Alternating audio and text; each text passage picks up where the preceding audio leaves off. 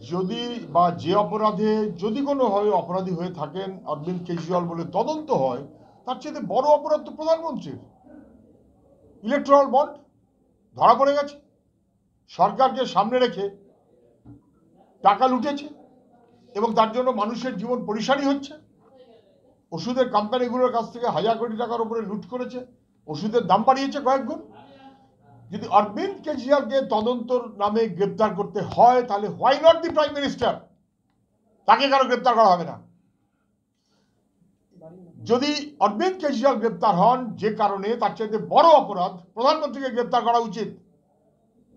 এটা একটা স্বৈরাচারী আস্ফালন হচ্ছে। বিরোধীদের কাউকে আমি মুখ খুলতে দেব না, সব চুপ করে থাকতে হবে।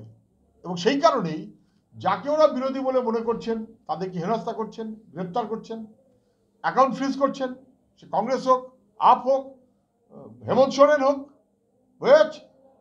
আর তার চাইতে বেশি বড় অপরাধ দুর্নীতি, ভয়াবহ, কয়েক বছর ধরে চলছে। পশ্চিমবাংলায় পিসি ভাইপো বহাল তবিয়তে থাকছে কি করে? নবার ডেকেছিল অরবিন্দ কেজরিওয়ালকে, সে কোর্টের রেহাই নিয়েছে। 13 বার মলয় ঘটক, তৃণমূলের নেতা, রেহাই পাওয়ার পরেও 6-7 বার রেহাই না থাকা সত্ত্বেও ভাইপোকে তো কিছু করেনি।